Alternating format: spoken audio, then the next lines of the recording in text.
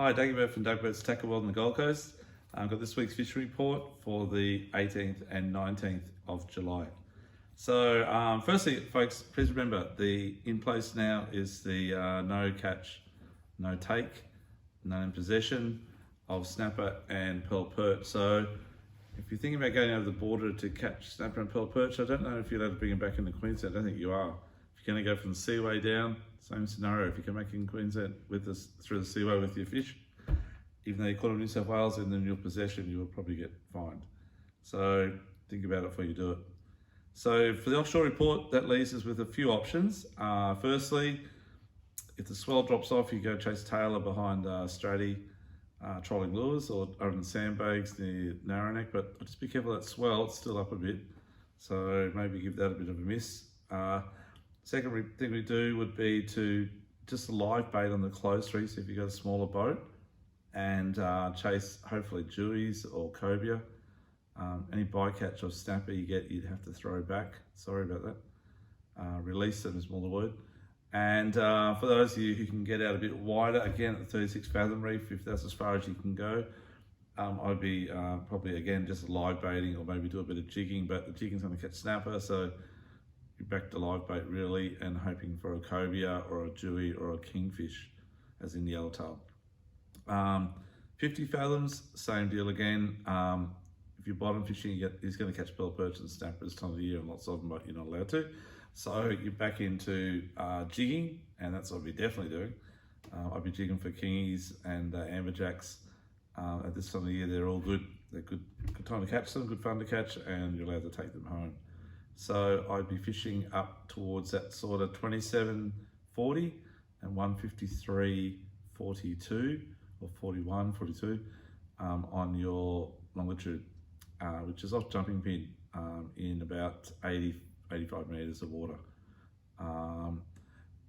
Then if you've got a bit bigger boat or something that's around about 6 meters and the weather's quite good and into electric reel deep dropping fishing, this month is your month because you can't really snap a fish. So I'd be going out to around that sort of 250, 280, 320 meter mark. I'd be trying to hunt down some flame snappers or some bar cod or whatever else is out there. Heaps of big kingies at the moment, out to about 280 meters. The yellowtail kings are out there too, and they're great fun to jig in deep water, a bit of a challenge, as well as getting the bycatch of maybe a cod or a flame snapper. The grounds to look for would be inside river grounds, down Tweed Way, around the Tweed Canyons, on the inside of the Tweed Canyons, or up off Point Lookout inside the Point Lookout Canyons. So have a hunt around those areas. Make sure you zoom into 20 meter window on your sounder or 30 meter window on your sounder. Go slow. That's the secret. Go slow. Even throw a lure at this time of year. Just look around for new grounds. Throw a couple of lures out. There's a couple of big dollies caught last week out in that sort of depth, up around that sort of 20 kilo, 25 kilo mark. So it doesn't hurt to have lures out where you're hunting down new grounds, even in winter. And odd wahoo as well out there, so definitely worth a go. If you want to get a little bit wider, definitely look at maybe around Riv Grounds or Mixed Mountain, Jimmy's Mountain, and hunt down some blue eye or some bar cod out there or bass groper. So they're all that area. You'll probably get gemfish at this time of the year as well, if you gemfish around, and they're not too bad size. And yeah, that's definitely the go. So blue marlin wise for trolling, if you go a bit wider, so don't to mix, there's still the odd yellowfin around. There's still a few blue marlin around. There's always blue marlin around, just sometimes they're there more than others. But yeah, just get your trolling gear out, 37 kilo or 24 minimum, and have a troll around those sort of areas. So that's probably it for offshore. So, span crabs, span crabs. Hit span crabs, they're everywhere. Go around that 46 meters to around about 58 meters, and anywhere from sort of off Kurrajee down to Burleigh Heads, and give that a shot. See you go on the spanner crabs. Yeah, so just got to hang in there, folks. Another 3.5 weeks to go, or something like that, until the snapper season opens back up. Let's all hope that it works. I think it's definitely beneficial, of course, because we're not taking any possession of that fishery. And I think in the next few years, if it kept on going on, Not that it's any good for business, but if we kept on going on, it would definitely be a good fishery, I think. So yeah, and yeah, so now inshore, jumping pin, there's just lots of tailor, heaps of tailor. So they're inshore, there's heaps of bait inside as well, all the way, similar to last week, all the way up to the Slipping Sands, west to Wally's Gutter, and south to Tipler's now, the Tipler's Channel entrance. Look for the birds, look for the bait, cast metals, 20, 40 gram metals, troll, shallow diving lures up to about 110 mil, like even gold bombers were, right? Or mid diving flatty lures. They'll catch a tailor, they just get constant hookups. A lot of small ones, but a lot of good ones amongst them as well. We need a bit of westerly to really bring those tailor on to be able to fish the beach again, because the surf is big, as you know. The tailor definitely there on Australia at the moment. There's quite a few caught this week by Roscoe and little Robbie Payne and a few other guys, and they did quite well. They're good fish too, a couple up around that sort of 3 or 4 kilo size. Another mate of mine went up last weekend and got some fish up to about 70 centimetres, casting along the back end of the surf on the boat with stick baits and poppers. So, but the swell's a bit big at the moment, so be careful if you're going to do that sort of thing. You need to know what you're doing. And then probably try for a few whiting up around the Slipping Sands and also around the bedroom area and around Gold Bank. Few brimble on Kalinga Bank, few brimble on Crusoe Island on the corner, on the most northeastern corner of the Crusoe, along the mud bank there. And a few flatties starting around Tipler's Channel and the banks behind Tipler's Channel and around Pandanus Island, which is near the bedroom. On the western side of the jumping pin area, I'll be definitely trying around Cabbage Tree Point up to Rocky Point, that big bay in there, trolling, casting, plastics, always flatties there, and on the banks to the east side of the channel there, there's always whiting there, so you can dig yabbies there as well. Plenty of whiting in that area. And down towards Jacobs Well area, off the jetties, off the foreshore there, there's always bream, a few flatties this time of the year, and there's always a few whiting around all year as well.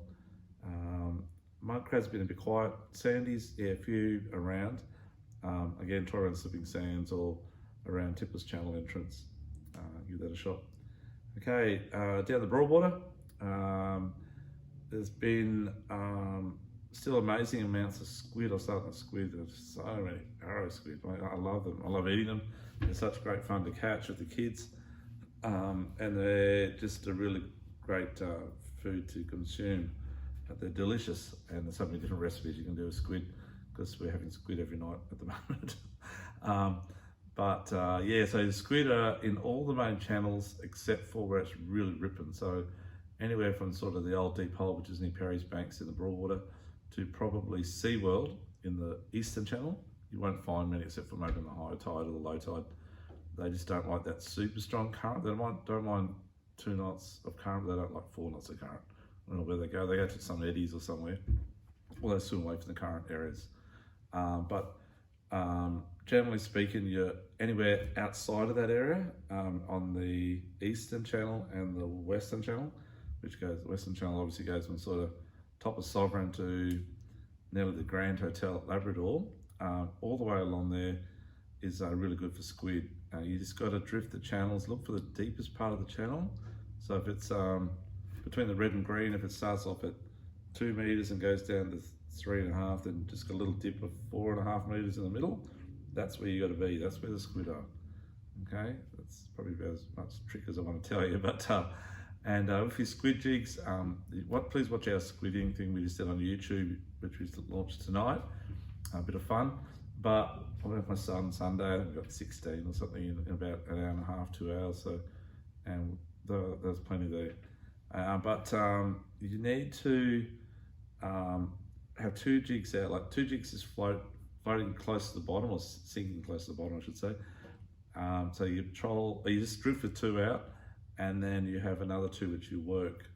And quite often when you're working the squid jigs in, they'll follow it, or you hook one up and his mates will follow it. And as soon as they see your 2 squid jigs just sitting there, just down near the bottom, they'll just nail those, and then you got like 4 of them on at the same time. It has a bit of a buzz, it's great fun. And yeah, so give that a go. Definitely the floaties are starting. There's a few floaties up around the Aldershots, around Browns Inlet and on the front of Browns Inlet, all the way down to Kurrajee. I'll be definitely trying the banks around Crab Island as well. And on the flats, on the high tide, which this weekend is really good tides. You get sort of high tide Saturday morning around 7 or 6:30 and sort of 7:30 on Sunday. And try around the back of Wave Break, try the banks opposite Aqua Building at Labrador there, those banks there, and also around Crab, right up amongst the mangrove, edge of the mangrove trees. And casting like minnows, like sort of 100 to 140 mil long minnows, or and give that a go, just slow retrieve. And then once the tide starts dropping off the banks, work the edge of the banks, look for where the water drains off the banks, look for the weed in that sort of 2 to 3 meters, and fish the edge of the banks with plastics, casting plastics, and working them down with the current. Plenty of whitings still around, they're just everywhere, like heaps of diver whiting in the Broadwater. They're all through where you're catching the squid area. So if you want to use like your ZX40 blades or any other blades or small plastics, you'll catch bycatch of whiting and parrotfish and bream and flatties and everything while you're squidding as well. So there's a lot of fish in the channels at the moment. A few summer whiting in winter, if that makes sense, up around the council chambers at night time.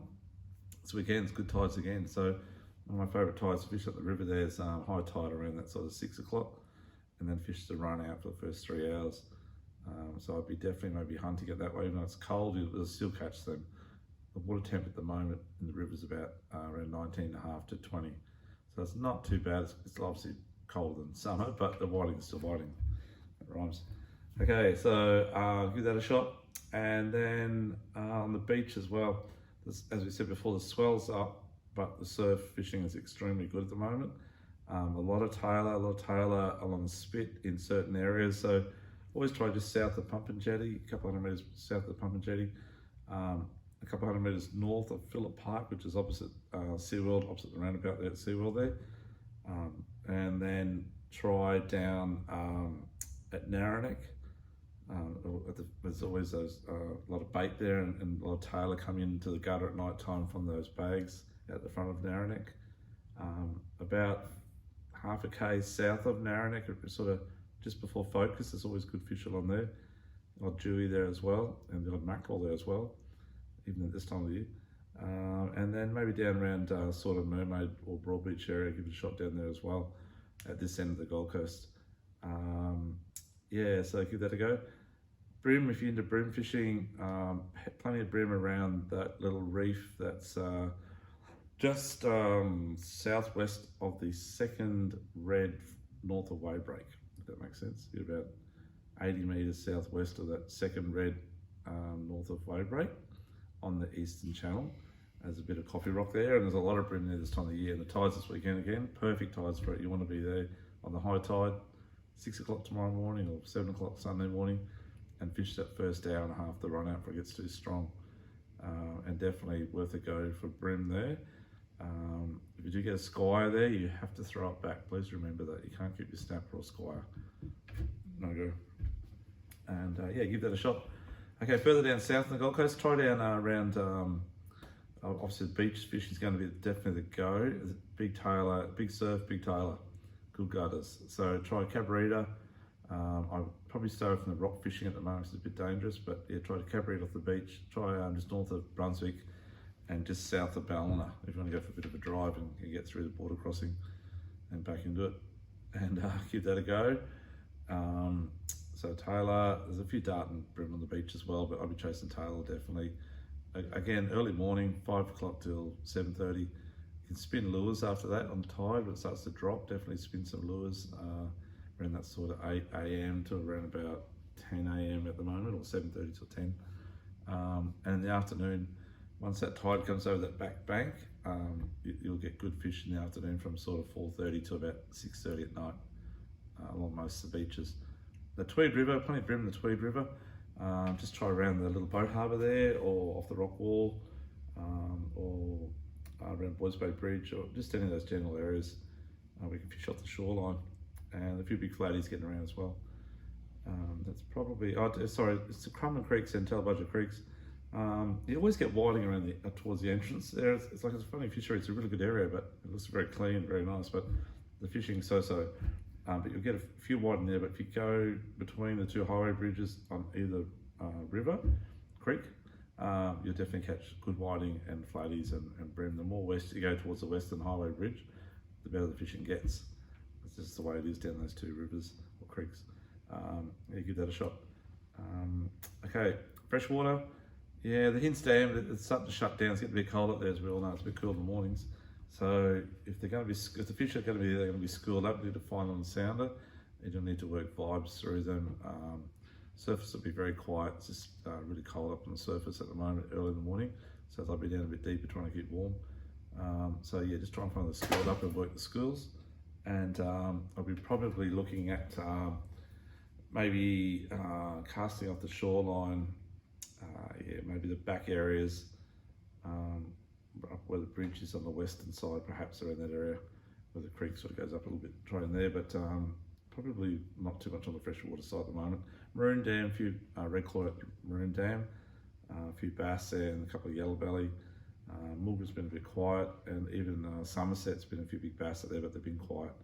Again, you'll try and find the fish schooled up and work the schools.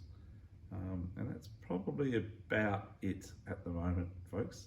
So be safe out there, keep healthy, keep clean, as we all know, and enjoy the fishing. Got good tides this weekend. The weather at this stage is showing tomorrow is around about 15 knots, 15 to 20, but dropping back. And Sunday is meant to be 10 to 15, dropping back to 10 knots around lunchtime. There's a bit of west in it, so you might have a bit of breeze in the morning out wide as you're heading out wider. And then Monday is looking similar, 10, 15 knots before it comes up about 20 knots late in the afternoon from the south. Then next week after that looks horrid. It's like 25, 30 knot southerlies again. So yeah, I don't mind the weather being bad when the snapper closure's on. That's not a bad thing. So if it was good weather, 5 knots, I'd be probably a bit upset. Anyhow, good luck out there, and thank you for watching. Goodbye.